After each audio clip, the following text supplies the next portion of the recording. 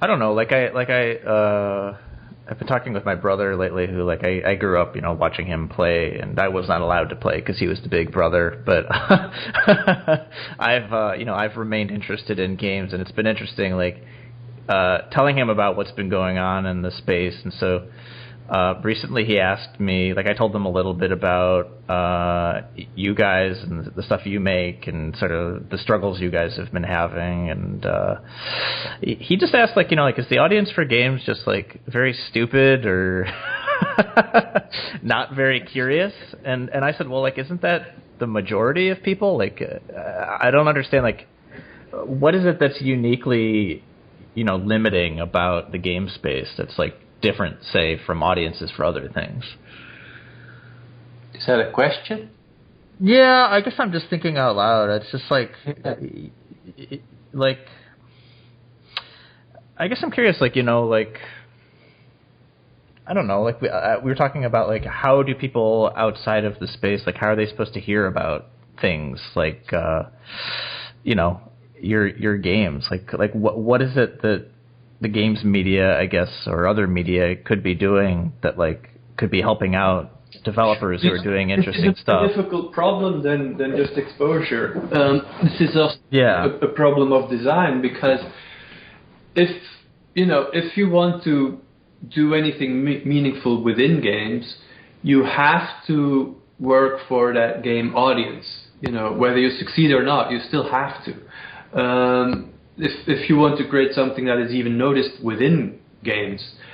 But as soon as you do that, you've made a game for gamers, and it'll be much harder for that game to be appreciated outside of games, because gamers don't even realize how accustomed they are to all the conventions and habits and of games. I mean, the idea of these first person walker games are sort of considered now as a new movement of artistic things in games. But the very this WASD first person navigation system is such a learned system. It's not intuitive at all. Nobody outside of games can use that thing. It's impossible. It is. Mm-hmm. It's only for gamers. Only gamers can actually enjoy this work. So that's sort of a catch-22 in a way. I mean, how you can only get noticed within games if you make something for gamers, but that means you've locked up your art within the gamer niche because it's become inaccessible outside of that.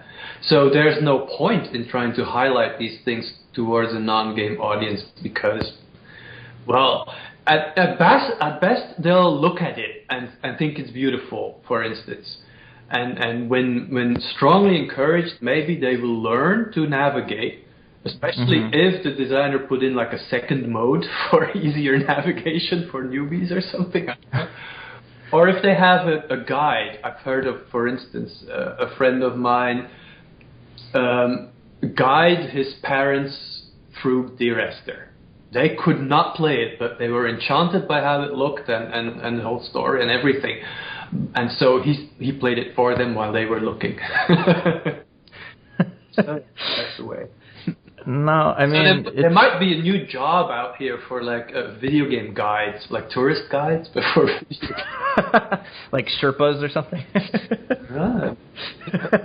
There's definitely a curiosity, I think, outside of games, but these games are unplayable if you're not a gamer. Yeah, and you really can't communicate that to most people in the space. There's just sort of a... Well, and they do. If they don't implement these types of mechanics and structures, their game won't sell anyway. If their game won't sell, they can't get the money to produce it.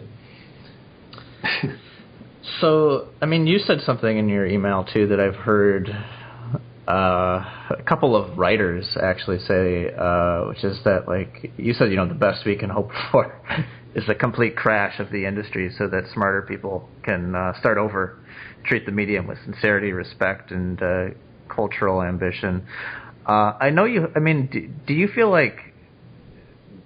has the space has it been better, at any point, before you started making games? Have you ever heard of it being a little bit less narrow, or has it just been slowly deteriorating all this time? I have no idea. That's really hard because, well, I mean, at times it's had felt better, but, you know, part of that is just hope, you know? Yeah. And that happens, I've seen a pattern in that too, that happens regularly. It's not like one period was better than the other. Every year there are a few really, really interesting games. And every time, if you have hope, if you still have, it's sort of like, yes, it's finally beginning. Finally, the medium is exploring its potential. You know, eco, games will never be the same again.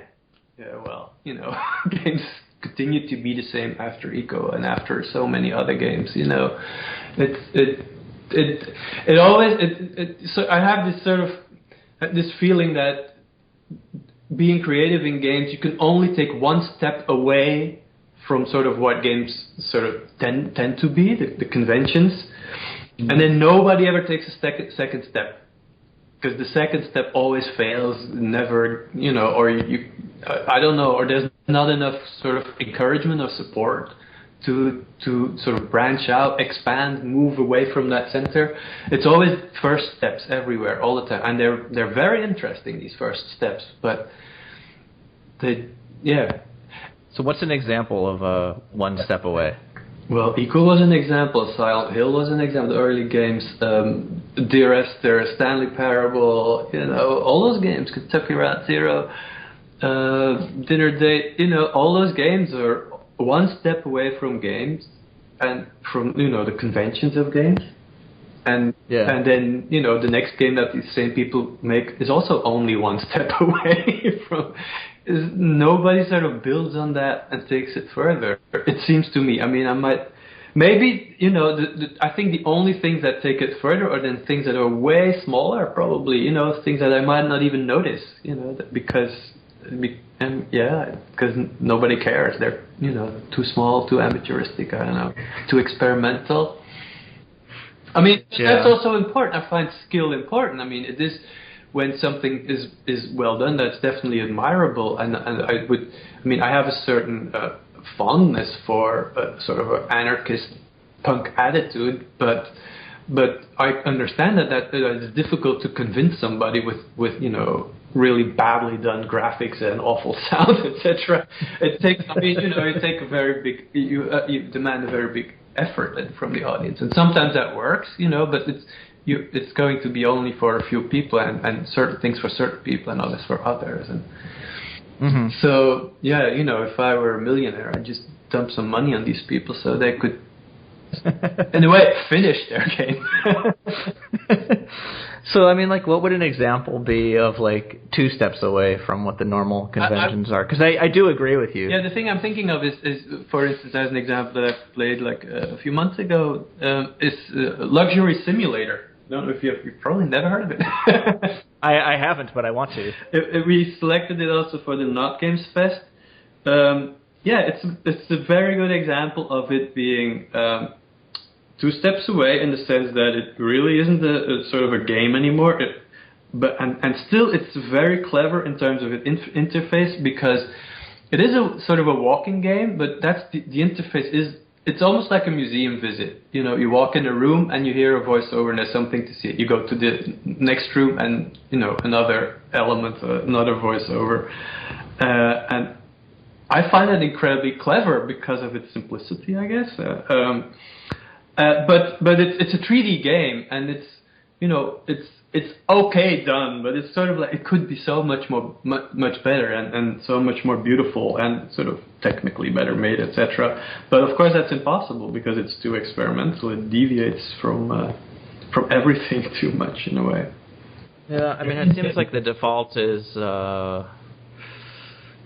you know, like yesterday I was talking to the woman who was involved with LucasArts or Lucasfilm Games when they were starting to add voice acting to their games. So she was around for that and sort of seen that become standard. And so, you know, that was the game company that they maxed out at maybe about like 30 employees. And so we sort of see like the same sort of model of production replicated by like, you know, 2, 3, sometimes 5 people.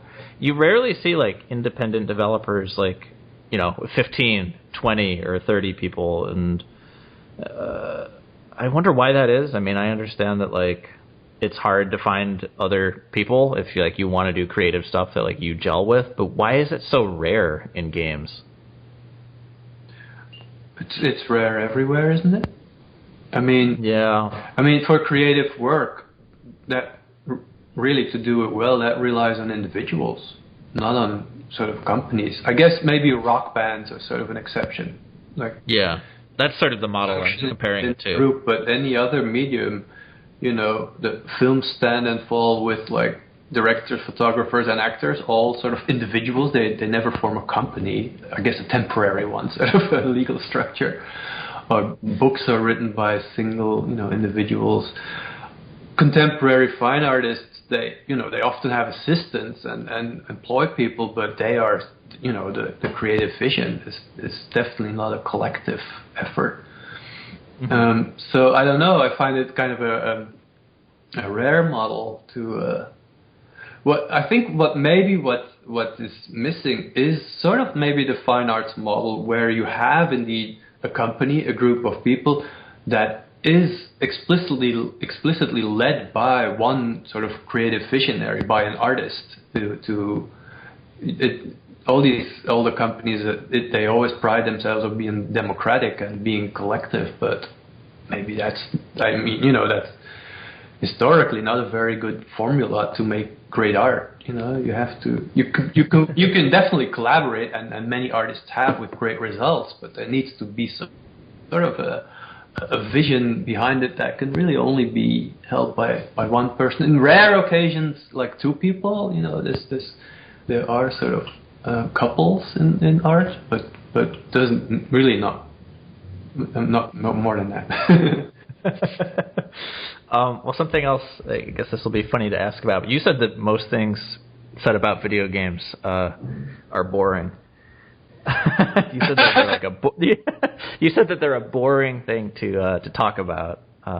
Well, yeah, go ahead. The things that people say about video games tend to be boring, because they just mostly it's like a long article to say I like candy, like. I mean, the game was fun, and then blah blah blah blah, fun. I mean, or they start talking about technical things. That's another thing, which is per definition boring. Or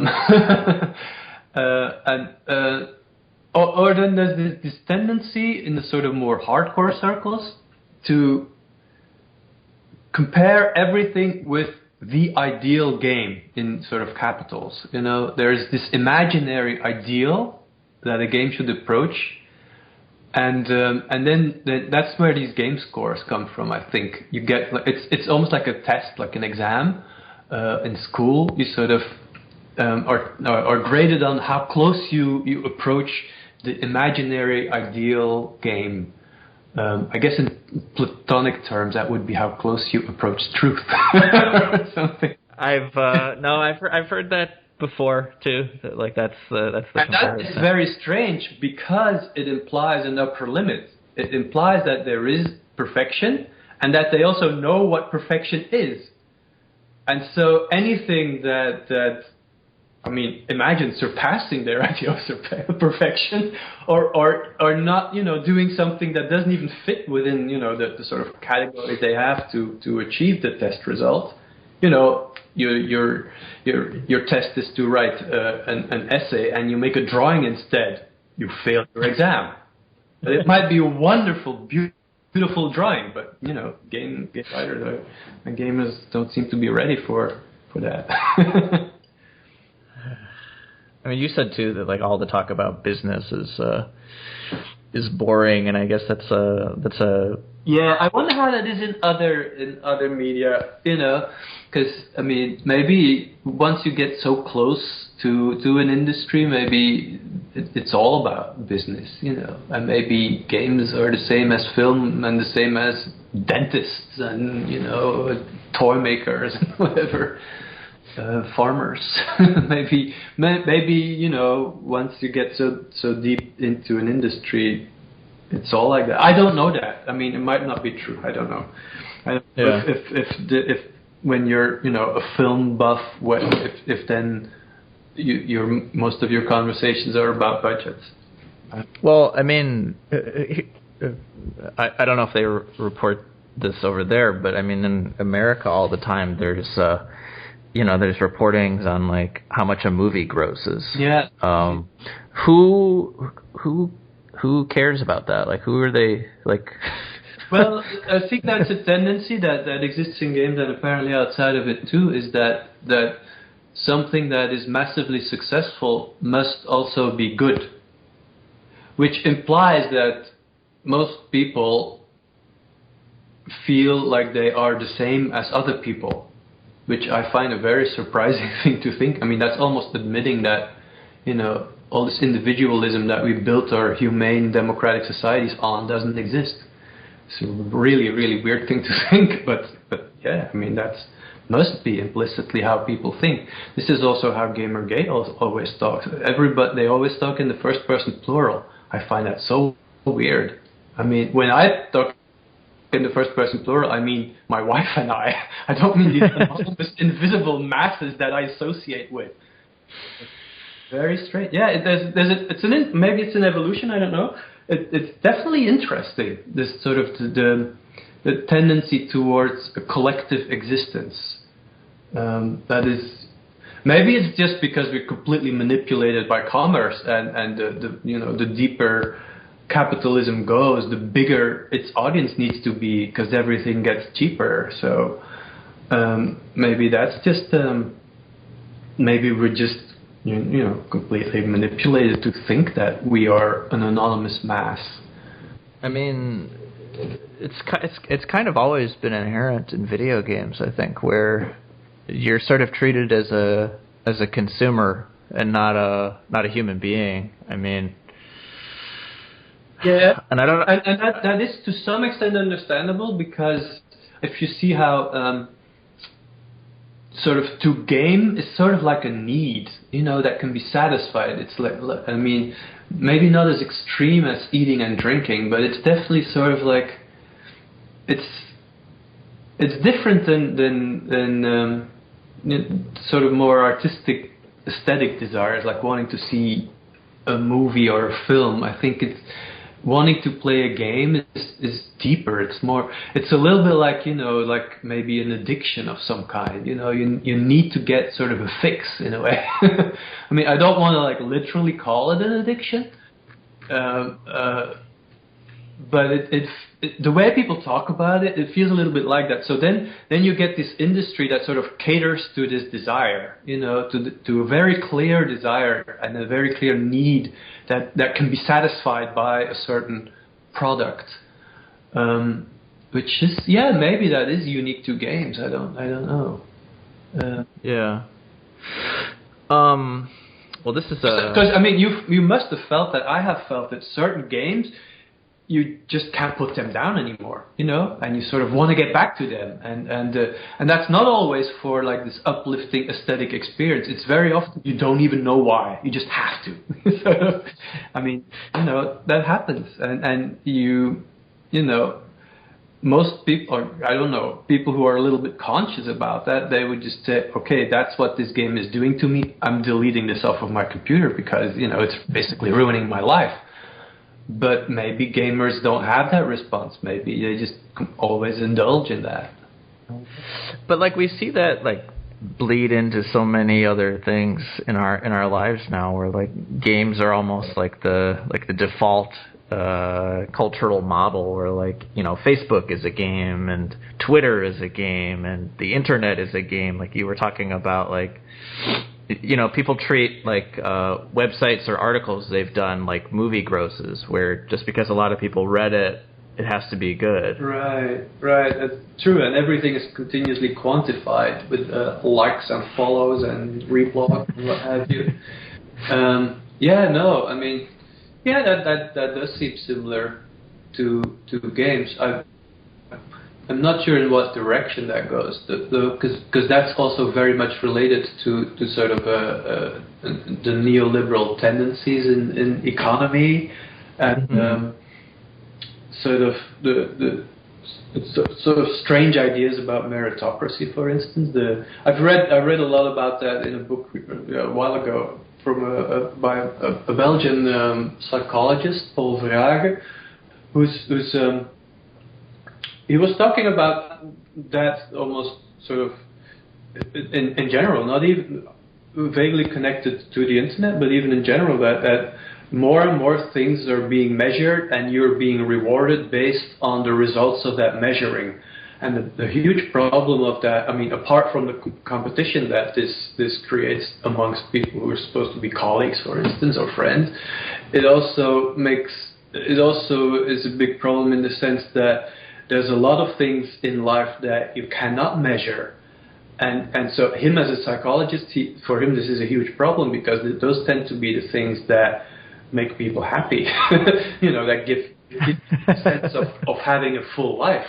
Those things that you can't count and that you can't quantify and that you're not rewarded by your paycheck. And so it does seem to be a tendency that is increasing in many terrains, and you might even argue that games counteract that in the sense that they give you more control over the numbers that you achieve.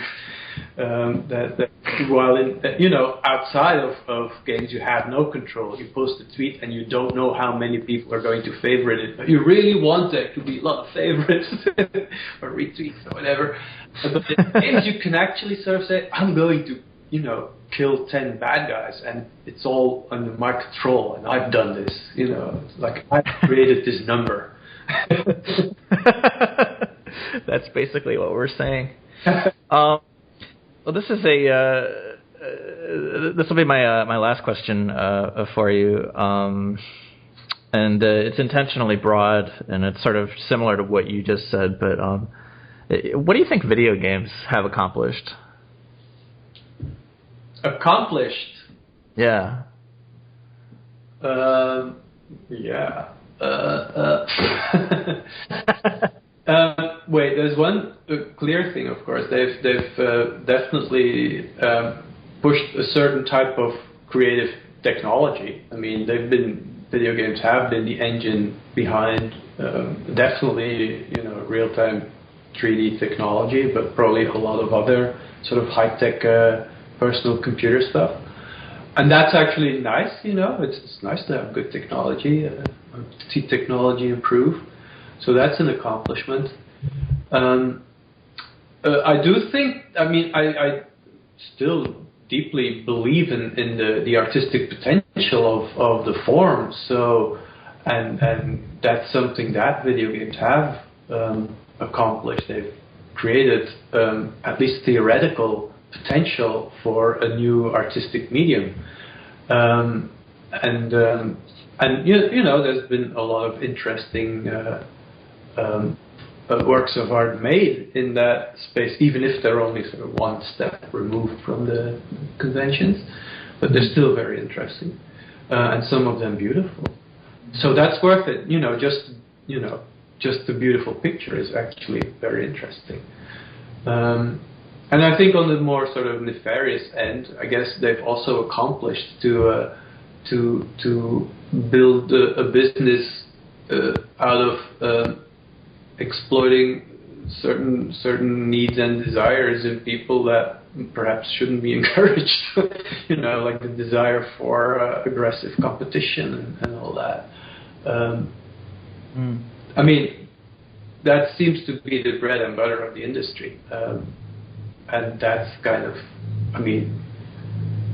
admirable if you take sort of a far away point of view in terms of, wow, you've constructed this thing that should probably be illegal, but you've made it into a real business and you've paid lots of people salaries for it with it, etc. It's quite a magic trick. Yeah. I guess maybe that happened over time. Maybe that was an evolution. It was probably very innocent in the beginning.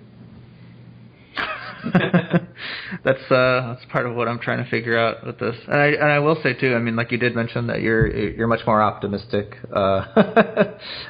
since you've made the decision to sort of, I guess you said like you're just abandoning commercial games is the way you're putting it, right? Yeah. Well, so I mean, games altogether, if we can help it, but we have a certain expertise in that as well. That if we can make something if we can make a game without a sort of a commercial necessity, we wouldn't be against it. And we're actually doing that. We're collaborating with a writer here because we got a grant to make a prototype, and it's sort of a literary game in a sense. It's based on a book she wrote. And it is game-like, definitely. But we can do this without, this ever having to, make money back or anything. So that's fine. That's great. Yeah. Congratulations, by the way, on getting the grant. Thanks.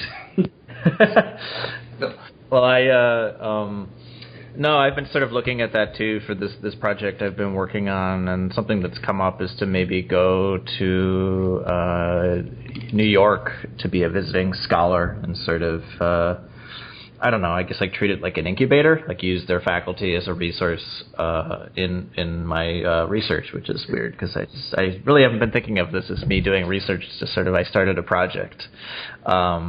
But thank you so much. So, I mean, I may ask you some questions about grant stuff just as I'm trying to learn that whole world and what that means. Oh, I'm sure it's very different in the States. Well, one of the main things I ran into first is just like, well, I'm not a nonprofit, so I have to either form a nonprofit organization, which is a whole process. That's already different. In Europe, that doesn't really matter. Yeah, well... America is America. Yeah, and just have to learn how how it works over there. Yeah, well, so that was one of the things the university is sort of offering me is affiliation through them to make it easier to go after grants. So I'm looking at that and figuring that out. But thanks so much again for your time. I normally ask this at the end, although I know you've probably done interviews before. How do you think that went? No, it's fine. I enjoyed talking to you. Likewise, it's always good to at least put a voice to an email. Yeah, I mean, please stay in touch. I'll send you a transcript when it's ready. Only other thing I can tell you is next year at some point I'm thinking of throwing like a game jam with everyone I've interviewed, which is going to be interesting because they're all over the world. If that's something you'd be interested in, let me know. I'll probably send out some sort of email when I get to planning the logistics. We don't do game jams.